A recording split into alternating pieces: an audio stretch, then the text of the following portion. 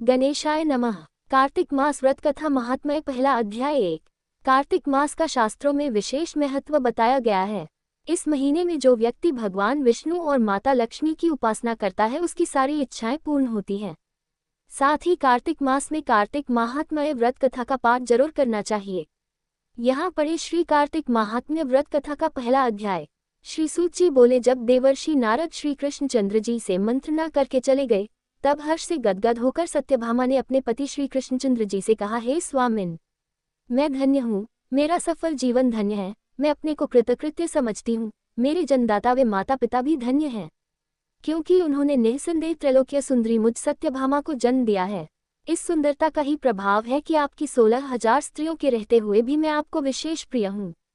केवल इसी के लिए मैंने कल्पवृक्ष के साथ आदिपुरुष आपको विधिपूर्वक संकल्प कर नारद के लिए उस समय समर्पित कर दिया था जब संसार के लोग कल्पवृक्ष का नाम तक नहीं जानते थे। वही कल्पवृक्ष उस समय से मेरे आंगन में लगा हुआ है। हे मधुसूदन, तीनों लोकों के स्वामी भगवान लक्ष्मीपति की मैं अतिशय प्रियतमा हूँ, इसलिए मैं आपसे कुछ पूछने की इच्छा करती हूँ। यदि आप चाहते हैं तो मेरे प्रश्न का उत्तर विस्तार पूर्वक मुझसे कहिए, जिसे सुनकर मैं अपना कल्याण करूँ। मुझे वह उपाय बताए जिससे कल्पपर्यंत भी मेरा एवं आपका वियोग कदापि न हो। श्री सूत जी ने कहा कि इस प्रकार अपनी प्रियतमा सत्यभामा की बातें सुनकर श्री कृष्ण जी मंद मंद मुस्काने लगे। सत्यभामा का हाथ अपने हाथ में लेकर हास परिहास के साथ कल्पवृक्ष के नीचे पहुंचे और उस स्थान से सब सेवकों को हटा दिया। सत्यभामा की ओर देखकर हंसे, साथ ही पूछा कि क्या वह उपाय सुनोगी। सत्यभामा भगवान के इस अनुराग को देखकर संतुष्ट और पुलकित हो गई और कृष्णचंद्र जी भी सत्यभामा को देखकर गदगद हो गए। श्री भगवान ने कहा कि हे देवी, वास्तव में इन 16,000 स्त्रियों के रहते हुए भी तुम मुझे प्राण की तुल्य प्यारी हो। तुम्हारे लिए तुम्हारी कल्पवृक्ष वाली जिद रखने के लिए देवताओं के साथ इंद्र से भी लड़ गया था। हे प्यारी, जो तुम पूछना चाहती हो तो वह बड़ी ही अद्भुत बात है। तुम्हें मैं जो किसी को न देने वाली बहुमूल्य वस्तु को भी दे देता हूँ, न करने वाला काम भी करता हूँ, छिपाने वाली बात भी कह देता हूँ, तो फिर मुझसे पूछने की आवश्यकता ही क्यों थी। तुम्हारे मन में जो प्रश्न हो पूछो, मैं कहूँगा। सत्यभामा ने कहा, हे नाथ, मैंने पूर्वजन्म में कौन सा दान, व्रत अथवा तपस्या की थी जिसके प्रभाव से मैं संसार में पैदा होकर भी संसार की बाधाओं से मुक्त हूँ और आपकी अर्धांगिनी हूँ।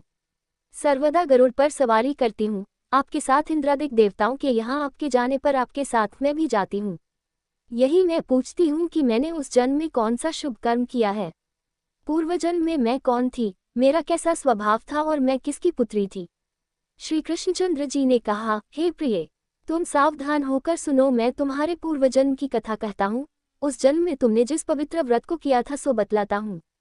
जबकि सतयुग का अंत हो रहा था, उस समय मायापुरी में एक त्रिगोत्र वाला देवशर्मा नामक ब्राह्मण निवास करता था। वह समस्त वेदों तथा वेदांगों में पारंगत, अतिथि पूजक, अग्निहोत्री तथा सूर्य नारायण का व्रत करता था। सर्वदा सूर्यदेव की उपासना करने के कारण वह दूसरे सूर्य की भांति देदीप्यमान था। उसको वृद्धावस्था में गुणवती नाम की एक कन्या उत्पन्न हुई। देवशर्मा को उस पुत्री के अतिरिक्त कोई संतान नहीं थी।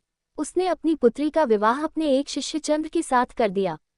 पुत्रविहीन देवशर्मा अपने शिष्य चंद्र को अपने पुत्र के समान मानते थे और जितेंद्रिय चंद्र भी देवशर्मा को अपने पिता के सदृश समझता था।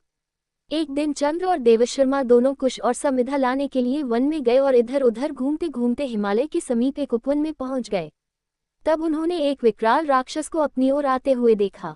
उसे देखकर ये दोनों भय से व्याकुल हो गए। शरीर के अंग शिथिल हो गए और वे भागने में असमर्थ हो गए। यमस्वरूप उस राक्षस ने उन दोनों को मार डाला। हमारे गणों ने उस क्षेत्र के प्रभाव और उन दोनों के धार्मिक स्वभाव के कारण उन दोनों को वैकुंठ धाम में पहुंचाया। जीवन भर उन दोनों ने जो सूर्यदेव का आराधन किया था, उसी से मैं उन पर बहुत प्रसन्न था। हे प्रिय, शैव सूर्योपासक, गणेश के पूजक, वैष्णव और शक्ति के पूजक, जैसे वर्षा का पानी समुद्र में गिरता है, उसी भांति ये सब अंत में मेरे ही समीप आते हैं। अकेला मैं ही नाम और क्रिया के भेद से 5 रूपों में विभक्त हूँ। जैसे किसी का नाम देवदत्त है, वही देवदत्त किसी का बाप है, किसी का पुत्र है, किसी का भाई है और किसी का भतीजा है, लेकिन वास्तव में ये देवदत्त एक ही है। अस्तु, सूर्य के समान तेजस्वी वे दोनों मेरे बैकुंठ में आकर रहने लगे। विमान पर यात्रा करते थे, उनका मेरे समान रूप था, वे मेरे ही समीप रहते थे और उनके शरीर में दिव्य चंदन लगा रहता था। इति श्री कार्तिक मास व्रत कथा महात्म्य पहला अध्याय प्रथम अध्याय समाप्त।